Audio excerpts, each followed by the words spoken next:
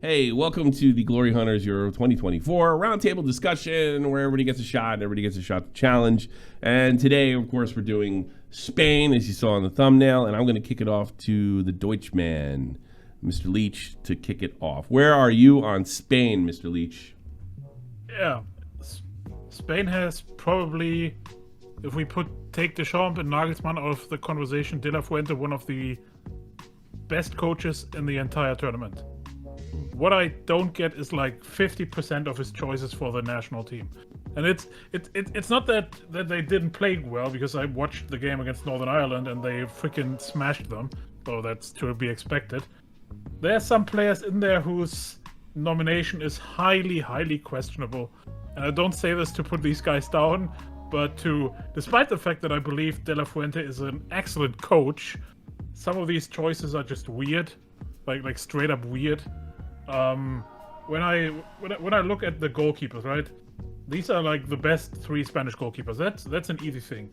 And then we go to the defense, and the center backs he picked correctly, in my opinion. Left backs, best guys he could have chosen.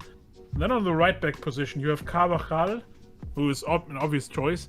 And then you have, I don't know if he is, but I'm convinced Jesus Navas is probably the oldest player at the tournament.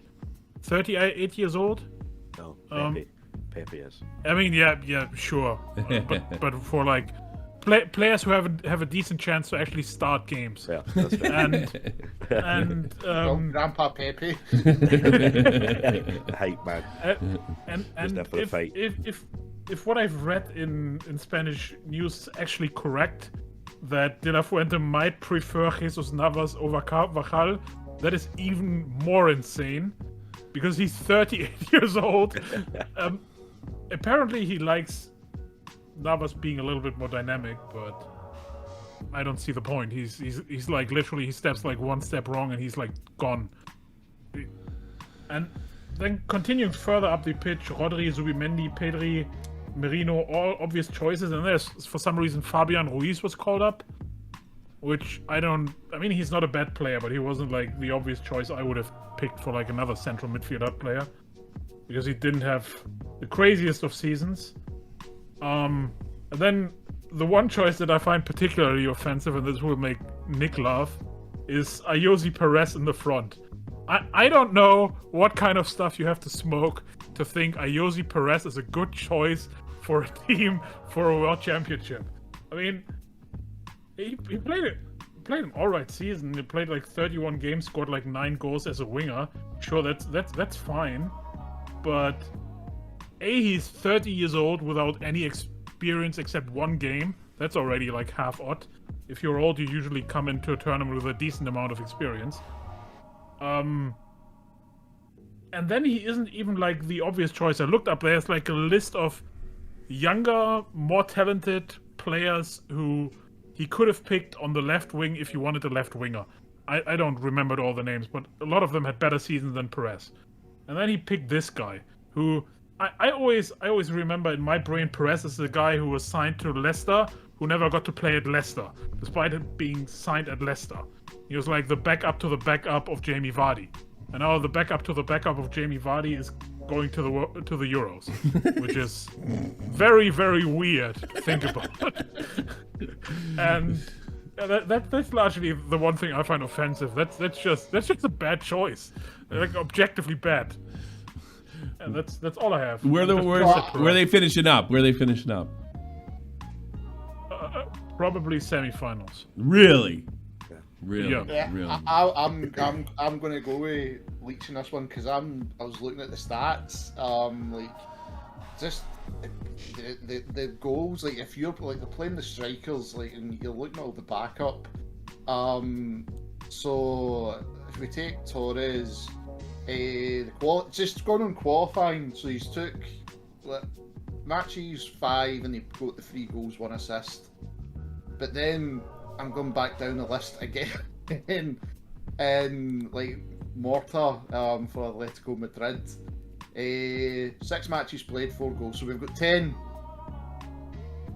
But then, like Leach said, you start going through that list again, and it's like a striker at 38, a striker at 30, and then there's the young guys. It probably could be their first tournament.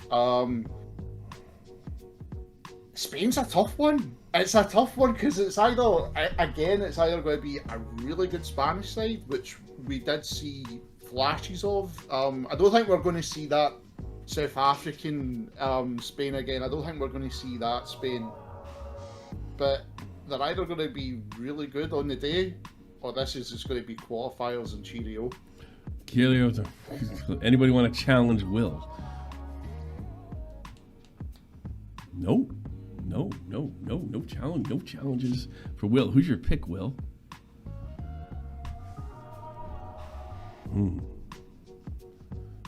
The main guy's Torres. I mean, to speak next, you nut. Oh. Well, I'm waiting on Torres to speak. He spoke to me, and I'm getting a translation. You pick Torres just to re-emerge and start playing again. No, Nick, on you go. I've still got the shins for them anymore. Nick, you've got some insight at all, mate, so...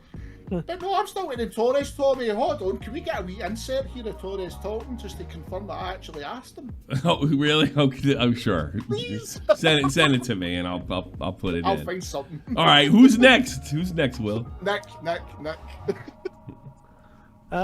Yeah, I think Spain are one of the more underrated sides going into this. I thought at the last tournament they played, they were, like, football-wise, like at the last Euros, they were probably the best team in the tournament, in all honesty. They were quite unlucky to lose out to Italy in the semi-finals, which was like the real final of the tournament. And I'm saying that as an Englishman. Like, the real final was Spain versus Italy at the last Euros, because Spain were phenomenal, and yeah, Italy managed to find that way, but they were completely outplayed in that game. And a lot of the same sort of players are going into this tournament again. You know, Spain, everyone knows how Spain play, and that is one of their biggest strengths, is that Spain, like, Spanish football has such a clear identity, and it's a very good identity. You know, it's not like Germany where, you know, they're sort of being lost between like the old German style and the Spanish style, and, you know, England are sort of going through a tactical revolution ever since like the mid 2010s, whereas Spain are playing the same way that Spain played 20 years ago, because it works. And so all of the players coming through, they're all sort of, you know, they grew up playing this style, so it's a lot easier to fit these players together than all these other national sides that we're going to talk about for this tournament, because all of them would have grown up playing the same style together. You know, it's not like you've got a Florian Wirtz playing Bayer Leverkusen football and you've got to fit him in with, I don't know, Musiala, who's playing Tuchel's style, and then you've got Füllkrug, who's playing this defensive counter-attack style that Dortmund were playing in the Champions League. So I think that is one of their biggest strengths, that it sort of goes under the radar a lot, because they don't have these big flashy names. But then they also do have the like boring flashy names, like a Rodri in the midfield. Rodri, absolutely amazing season for Manchester City. He's that player that really makes Manchester City's midfield tick. You know, you look at how, when they've struggled this season, Manchester City, it's always when Rodri's unavailable. When he's red carded or he's injured, they're always struggling, because Rodri is such a phenomenal defensive midfield player. You know, he's the perfect Busquets replacement, in the sense that the team revolves around him, and he's just so calm at, you know, controlling the pace of the game. And I think that is really going to play a big part in this Euros. I think defensively, they've got some really good players there, like Laporte. He's gone to Saudi for some reason, but he's still a fantastic player. Lenormand, who plays for Sociedad, another fantastic centre-back. And then, you know, Morata at the last tournament and recently, he's become a really good player, Morata. I think, you know, he was a bit of a meme here in England because he couldn't finish for anything, but his finishing has got better. But his all-round play is fantastic. Torres, as he spoke earlier in this podcast with Will, you know, he's a fantastic player. So I think Spain, I think semi-finals is a good prediction from Leach, but I really wouldn't be surprised if they make the final, in all honesty. I think they've been really good under De La Fuentes since he's come in, and I think they've got such a style that works with all the players in their squad that they could easily just get through by not necessarily having the talent on the pitch, but having that, you know, the team chemistry there, the way they work together could work to really outplay some of these better sides that maybe not mesh as much as Spain will. Any challenges? No. Who's next? Megaboo. Megaboo. All right, how's it going? Not much the same, guys. Just like it's just a really, really talented squad, and I'm just like kind of looking here. You got like Nico Williams, you got Barca's Ferman Lopez, you got Pedri, and you've got like the youngest guy in the tournament, Lamine Yamal, who's doing some major stuff there. Obviously, you mentioned Rodri. Then I've got Grimaldo there, who is key for Bayer Leverkusen as well. You've got Nacho, Carvajal, Daniel Olmo, and then you kind of look at the guys that aren't there. It's like obviously you've got Gavi, Balde, Kepa, Pedro Porro, Jose Gaya, even Marco Asensio and Pau Torres, stuff like that. These guys could have probably fit in. When I was kind of listening to you guys, I'm kind of going, it seemed like they don't have off the bench. So if Pedri somehow loses his knees or something like that, is there someone who can come in and do that kind of job? I'm sure they'll find a way. But I did actually find this one. Do you know 11 of the players that registered have 10 caps or fewer? And it's like only Morata and his Navas with 50 or over, which I thought was quite interesting as well. So it's like this is almost like a new team as well. And bearing in mind they also won the Nations League as well. They beat Croatia and Pens. So I think there's winners. There's winners in this team. I would say there's like a bit of an experience of like how they're going to work out here, but I think they'll do fine. But I can't see them going to win it. I think I'm going to go quarters for these guys. I mean, just to come off. Sorry, Tommy. Just No, go to ahead. come back to you, Mega, on that one. That's where I'm coming from. What one's going to show? Are we going to see this Spanish side that, like Nick, I totally agree with you. That's the whole thing. Like with Spain, we always know how they always play, but like when you look back at that bench and like I'm just taking the strikers as the example, and you're like age, and then a lot, like we say, there's like a lot of ones you just why are they picked? And like if anything happens, are these people going to come in and fill enough for this team to then go, hey, let's make a good challenge? They shocked me in the World Cup to get to where they did, because I didn't think with such a young team they were going to go there. And then when we watched Scotland play them, like Scotland did play them off the park that night. Scotland really played them off the park, so it's a hard one, really. And that's why I'm like, if they don't show, I don't think they'll get the group. But at the same time, it's Spain, and usually Spain they're like quarter-final at best. Like I said, we're never going to get that African or the Euros after that was before. I can't remember with that Spain. Like that was just a phenomenal Spanish side that at the time, Barca and Madrid, the product they were producing and the talent, it was incredible, and it just merged at the right time. I am way down on this team, a lot more than you guys are, and I've been reading a lot of the media. Everybody seems to be really confident, and it's kind of like, I think it's a mix because of what Nick said. They have an identity, they have a style. Let's be honest, Spanish football, kind of born of Barcelona and Johan Cruyff. It works. I think we can all agree on that. It works. Whether you like it or not, whether it's exciting or not, it works. Especially if you have the right coach involved. But I really think Megaboo is going to make my point. You have guys that don't have a lot of caps, and you have hasn't come up. This defense has struggled big time. I don't really feel good about this team. I think the best case scenario for them is a building block. And let's not forget, and this wasn't mentioned, they are in the group of death. I am very confident that Croatia is going to finish either first or second. And I think either Italy or Spain has to go. And I'm picking Spain. And I'll give you a couple reasons for it. First, with the defenders. Ramos is gone. Not only his players' leadership. I think that's a huge thing. Like, all right, they still got Nacho Hernandez, but he's already come in the latter part of his career. He just signed with was it Galaxy or LAFC? I can't remember. Yeah, I think he signed with LAFC. No, Galaxy, excuse me. You know, look, it's not like I think he's going to be bad or he's just going to be all washed up or anything. I just don't think that Ramos filling that. I think that's a bigger. I think a lot of people are overlooking missing somebody like that. A good news, Green Man lookalike Mark Cucurella. He's a really, really exciting defender and also can add a lot on offense in certain situations. I feel great about him. And and on a positive side, this midfield is like insane.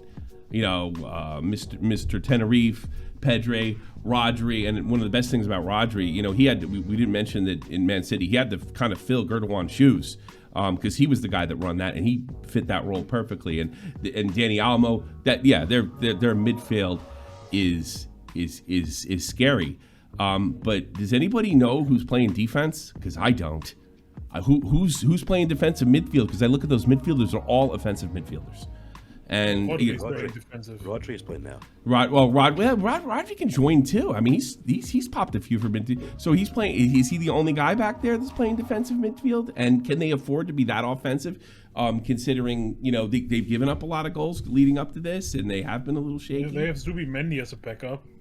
Yeah. He's half decent. So starting, it's going to be Rodri, who's really good in that role, and then Zubimendi is like the perfect backup for that role. I think he's a player that's really gone under the radar. He's like Sociedad have been a fantastic side in Italy.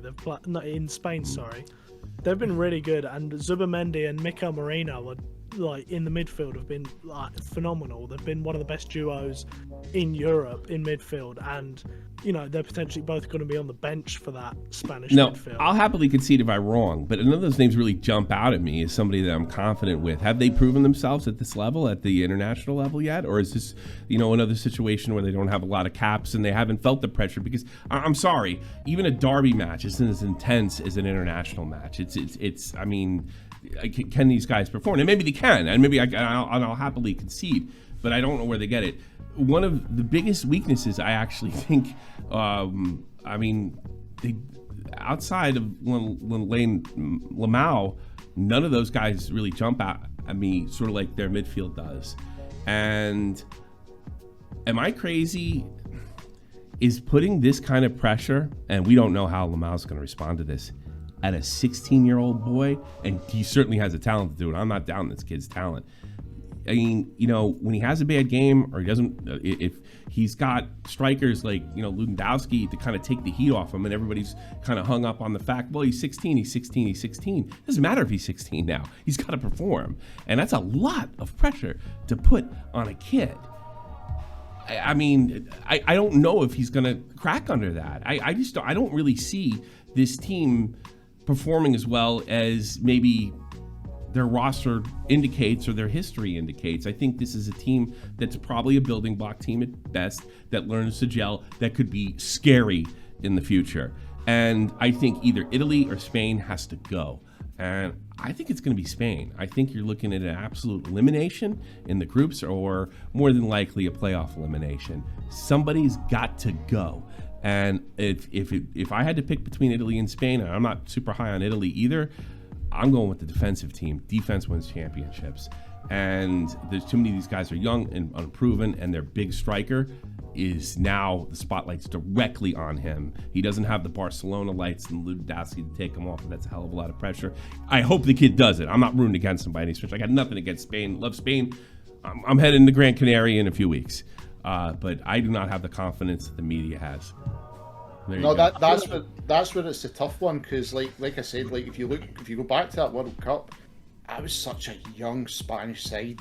It came out, and you could see times like the inexperience showed a little bit, but then they got lucky with like a good few of the results to get where they were. And that's where. But I think you're right, Tommy. I think it's not this year. No. Definitely no this year, but I agree with you. That group is brutal. Yeah. But this is where I agree with you, because if you go back to the Spanish team that just dominated world football, it took them a few years to get that team, and as soon as they got it, boom, that was it. Yeah, and I think Spain's a lot like England. Passes all to death. Sure. Well, I think Spain's a lot like England. They probably should have more stars on their jersey. I mean, the biggest innovators in the sport in the past 40, 50 years don't only have one star, and they finally got it together. I don't think that really matters anymore. I'm just wondering if guys that don't have this, you have a star like Ramos leaving. You certainly have tons of talent. I mean, it's Spain. I think the best thing they have going for them is their identity and those short passing us to death, because whether I like it or not, it wins. It wins. I like the way the Germans do it better. They do the short passes and then take chances, where the Spanish, they try to walk everything in. But it does tend to work. I think it's Italy or Spain coming out of that group. I don't think both of them, and I think Croatia's going to be just dandy. Anyone else? I think you are wrong. Okay. I think you are wrong. All right. Just because. Croatia have to go. I think Croatia aren't the side they were in the past. You've lost Ivan Rakitic in the midfield. You've lost Mario Mandzukic up front. Two leaders that are absolutely phenomenal players and really vital to that side. I think Spain. You say there's this huge light on Yamal, but there is, because he's this big, flashy young guy coming through. But I think even if Lamau fails, I think the talent is there for Spain to do well without Lamau. You've got Nico Williams, who's been absolutely phenomenal on the wing for Bilbao, and you saw at the last tournaments, Dani Olmo and Morata up front played absolutely amazing together. Their chemistry was fantastic for two players that don't play together at club level. I think if Lamau stumbles, I think the talent is there in that Spanish side. I think Morata's really gone under the radar in recent years. He was one of the best strikers at the last Euros. I think he's his link-up play is some of the best in the world, and I think he's got the goals in him now, as you've seen with his qualification numbers. I think he's got the goals in him to be that man for Spain going forward. I think with the talent of Nico Williams there on the wing, you've got Dani Olmo, who's fantastic, or Oyarzabal, who's had some really good years for Sociedad. I think even if Lamine doesn't have Lamine Yamal doesn't have the tournament that we sort of expect from him because of how good of a talent he is, I think the talent is there for Spain. I think with their identity, they've got a midfield that is one of the best in the tournament, I think. Oh, absolutely. I would agree with that. I agree with that. But, I mean, can they keep the goals out and not score and put them in? Can they keep the goals out? I'll give you that. I think Ramos leaving is a huge point. I think you're completely right about that. You're not just losing a fantastic centre-back, you're losing the leader at the back. I think that is certainly the biggest question mark around this Spain side. But I think Lenormand for Sociedad had some fantastic years. Laporte was one of the best defenders in the world at some point at Man City before Pep decided he was going to play other people instead, like he does with everyone for whatever reason. I think there are definitely question marks over the defence, but as far as the midfield goes, I think the midfield is one of the best in the tournament. I think the attacking talent is really underrated going into this. I think they're players that really work well together, and we've seen it in previous tournaments with Olmo and Morata where they've really worked well together. I think Lamine Yamal will turn up probably, but even if he doesn't, I think the talent's there. I'm not saying he doesn't. I am saying he's a question mark because of his age. That's a lot of pressure. Certainly. I mean, and this kid's already dealt with a lot of pressure as is, and as much as he's dealt in Barcelona, it goes up 20 notches on Friday. I mean, it really does, and it's just like, wow, 16 years old, I shit my pants. Like